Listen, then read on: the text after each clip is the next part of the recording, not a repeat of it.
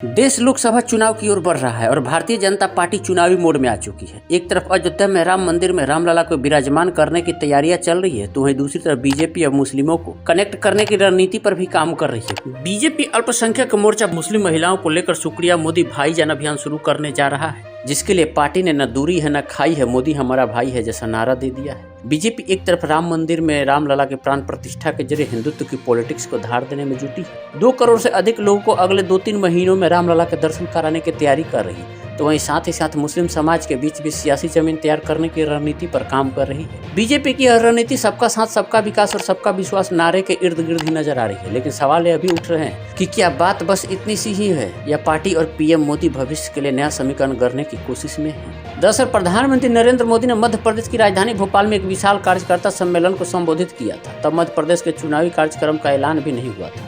लोकसभा चुनाव के लिए बीजेपी के अभियान का आगाज बताए गए इस कार्यक्रम में प्रधानमंत्री नरेंद्र मोदी का फोकस पसमानदा मुस्लिमों पर रहा। पीएम ने पसमानदा पर फोकस कर जिस मुस्लिम पॉलिटिक्स की पिच तैयार करने की शुरुआत की थी, बीजेपी अब उस सियासी पिच को मजबूत करने में जुट गई है। पीएम मोदी और बीजेपी का फोकस आर्थिक, सामाजिक और राजनीतिक दृष्टि से पिछड़ा माने जाने वाले पसमानदा मुसलमानों को साधने पर है। उत्तर प्रदेश की योगी आदित्यनाथ के नेतृत्व वाली सरकार में दानिश अजान अंसारी को मंत्री बनाया जाना भी बीजेपी की पसमानदा पॉलिटिक्स से जोड़कर ही देखा जाता है। दानिश भी पसमानदा समाज से ही आते हैं। इसके साथ ही पसमानदा मुस्लिमों को टारगेट कर मोदी सरकार ने शादी शगुन, उस्ताद, मुस्लिम पसमानदा उत्थान और अल्पसंख्यकों के लिए कौशल विकास योजना जैसी कई योजनाओं की शुरुआत की है। बीजेपी की रणनीति साफ है, धर्म से ऊपर उठकर लाभार्थी वाले एंगल से पसमानदा को पार्टी से जोड़ना। पसमानदा मुस्लिम समाज का पिछड़ा वर्ग है और सरकार की रणनीति इस वर्ग को सामाजिक और आर्थिक रूप से सशक्त बनाने की है, जिससे पार्टी के साथ इसका इमोशनल कनेक्ट भी डेवलप हो सकेगा और इसका सीधा लाभ वोट के रूप में भी पार्टी को मिल सकता है। बीजेपी पसमानदा मुस्लिमों को लेकर कितनी गंभीर है, इसे इस बात से भी समझा जा सकता है कि पार्टी ने 2022 में पसमानदा मुस्लिम मोर्चा के रूप में एक अलग विंग का ही गठन कर दिया था। अब बीजेपी मुद्रा योजना, प्रधानमंत्री रोजगार सृजन कार्यक्रम जैसी योजनाओं को लेकर भी मुस्लिम मतदाताओं के बीच जाने की रणनीति पर काम कर रही है। बीजेपी मुस्लिमों के बीच जाकर यह बताएगी कि उसने किस तरह से उनको रोजगार के अवसर उपलब्ध कराए। ऐसा माना जा रहा है कि अगर बीजेपी मुस्लिमों को लेकर अपनी रणनीति में सफल रहती है और इस समुदाय का एक छोटा सा वर्ग भी पार्टी को वोट करता है, तो कई सीटों पर जीत सुनिश्चित हो सकती है। बीजेपी की रणनीति सरकार की योजनाओं के जरिए मुस्लिमों से स्नेह का संदेश देने की है, साथ ही संवाद बढ़ाकर विश्वास की एक नई लकीर खींचने की भी। कुल मिलाकर बीजेपी मुस्लिम समाज से दूरी पाटने के लिए स्नेह और संवाद का उपयोग करने की रणनीति पर चलती नजर आ रही है। बीजेपी ने मुस्लिमों से संवाद बढ़ाने के लिए मंदिर मस्जिद संवाद से लेकर सूफी संवाद तक कई अभियान चलाए। सूफी संवाद कार्यक्रम के तहत बीजेपी का फोकस उन जिलों और लोकसभा सीटों पर है जहां मुस्लिम मतदाताओं की तादाद 20% से अधिक है। बीजेपी का फोकस सूफी संवाद के जरिए यूपी के रामपुर, आजमगढ़, मेरठ, सहारनपुर जैसे जिलों पर है जहां मुस्लिम आबादी प्रभावी है। यूपी के मुस्लिमों को साधने पर बीजेपी का फोकस है ही पार्टी का ध्यान पश्चिम बंगाल, केरल, बिहार और तेलंगाना जैसे राज्यों की मुस्लिम आबादी पर भी है। बीजेपी की कोशिश मुस्लिम मतदाताओं के बीच पहुंचने और उनके लिए मोदी सरकार की ओर से चलाई जा रही योजनाओं, पुरानी योजनाओं में लागू किए गए नए सुधारों को लेकर जानकारी देने की है। पार्टी नेतृत्व को लगता है कि मुस्लिम समाज के बीच पैठ बनाने, विश्वास की डोर जोड़ने के लिए संवाद जरूरी है। सूफी संवाद से लेकर शुक्रिया मोदी भाईजान अभियान तक इसी रणनीति का हिस्सा बताया जा रहा है। बीजेपी मुस्लिम महिलाओं को टारगेट कर शुक्रिया मोदी भाईजान अभियान शुरू कर रही है। 12 जनवरी को लखनऊ से शुरू होने जा रहे इस अभियान के जरिए पार्टी की रणनीति रामलला के राम मंदिर में प्राण प्रतिष्ठा को लेकर आयोजित समारोह मुस्लिम भागीदारी सुनिश्चित करने पर मंथन की।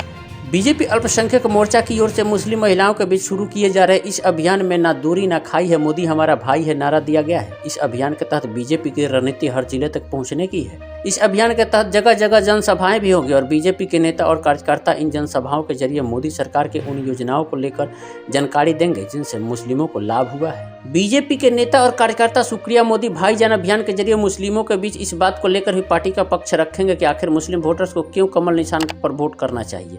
बीजेपी इस अभियान के जरिए मुस्लिम परिवारों को उज्ज्वला योजना के तहत मुफ्त गैस कनेक्शन से लेकर प्रधानमंत्री आवास योजना के तहत मिले आवास, आयुष्मान भारत योजना के तहत मुस्लिम लाभार्थियों को हज का कोटा बढ़ाए जाने, मुस्लिम छात्र छात्राओं को छात्रवृत्ति के आंकड़े भी गिनाएगी। बीजेपी की रणनीति इन सभी योजनाओं के लाभार्थियों को पार्टी से जोड़ने की है। यूपी की ही बात करें तो अलग अलग योजनाओं के लाभार्थियों की तादाद प्रदेश में करीब 2.5 करोड़ बताई जा रही है। पार्टी अगर इन 2.5 करोड़ में से 1/4 को भी वोट में तब्दील कर पाई तो कई सीटों पर तस्वीर बदल सकती है। बीजेपी एक अभियान और चला रही है जिसे मंदिर मस्जिद संवाद नाम दिया गया है। इस अभियान के जरिए बीजेपी की रणनीति यह जानने की है कि रामलला की प्राण प्रतिष्ठा के लिए आयोजित समारोह में मुस्लिम समाज की किस तरह से भागीदारी सुनिश्चित की जा सकती है। बीजेपी की रणनीति इस कार्यक्रम से मदरसों को भी जोड़ने की है। पार्टी मस्जिद मंदिर संवाद के जरिए इस बात की संभावनाएं टटोल रही है कि मुस्लिम भी अपने आवास पर दीप जलाएं और इसी तरह के आयोजन मदरसों में भी हो सकते हैं क्या।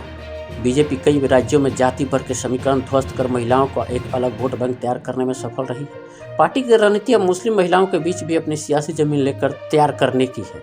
3 तलाक विरोधी कानून को बीजेपी मुस्लिम महिलाओं के बीच बड़ी उपलब्धि के रूप में लेकर जा रही है। 3 तलाक विरोधी कानून से कितना लाभ हुआ है, कितना फर्क आया है, बीजेपी ये आंकड़े लेकर मुस्लिम महिलाओं के बीच जाएगी और शिक्षा के साथ ही रोजगार के अवसर की भी बात करेगी। केंद्र सरकार पहले ही कोर्ट में यह कह चुकी है कि मुस्लिम पर्सनल लॉ महिलाओं के लिए बराबरी के हक की बात नहीं करता।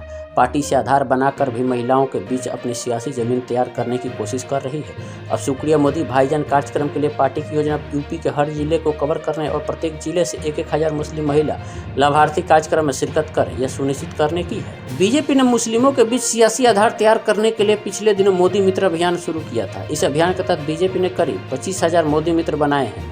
ये मोदी मित्र दोस्तों के घर, शादियों और विविध योजनाओं के साथ ही चाय नाश्ते पर चर्चा के जरिए पड़ोसियों और रिश्तेदारों के बीच भी बीजेपी को लेकर मुस्लिम समाज में सकारात्मक संदेश दे रहे हैं, पार्टी का प्रचार कर रहे हैं। मोदी मित्र अपने समाज में यह भी बता रहे हैं कि बीजेपी की नीतियां किस तरह से हर समुदाय के लोगों को लाभान्वित कर रही है और मुस्लिम को भी इनका लाभ पाने से वंचित नहीं है। बीजेपी मुस्लिम तुष्टीकरण की राजनीति का आरोप लगाते हुए कांग्रेस और दूसरे विपक्षी दलों के खिलाफ हमलावर रही है। अब पार्टी की रणनीति मुस्लिमों के बीच पहुंचकर उनको तुष्टीकरण की राजनीति के नुकसान बताने की है। बीजेपी मुस्लिमों के बीच जाकर यह बताएगी कि किस तरह से उनको वोट बैंक के रूप में इस्तेमाल किया जाता रहा है और उससे उनका कितना नुकसान हुआ।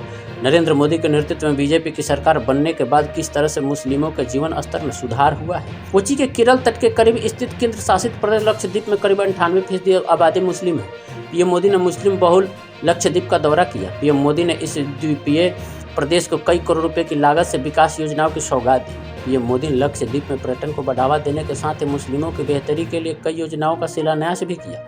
पीएम मोदी के लक्षद्वीप दौरे को भी मुस्लिम वोटर्स के लिए एक संदेश की तरह देखा जा रहा है। वह इसे लेकर भी जगह जगह चर्चा कर रहे हैं कि पीएम मोदी के नेतृत्व में भारत किस तरह से एक वैश्विक ताकत के रूप में उभर रहा है। वह इसे लेकर भी जगह जगह चर्चा कर रहे हैं। समाचार एजेंसी राइटर्स की एक रिपोर्ट के मुताबिक 25,000 से अधिक मुस्लिम 2024 के लोकसभा चुनाव में नरेंद्र मोदी को तीसरी बार प्रधानमंत्री की कुर्सी पर पहुंचाने के लिए किस तरह से बीजेपी से जुड़कर काम कर रहे हैं। बीजेपी अल्पसंख्यक मोर्चा के प्रमुख जमाल सिद्दीकी ने इसे लेकर कहा कि पार्टी शिक्षकों, उद्यमियों, मौलवियों और सेवानिवृत्त सरकारी कर्मचारियों की तलाश कर रही है जो पीएम मोदी का निष्पक्ष मूल्यांकन करने के लिए इच्छुक हो। देखना है कि 2024 में ये रणनीति कितना काम आता है।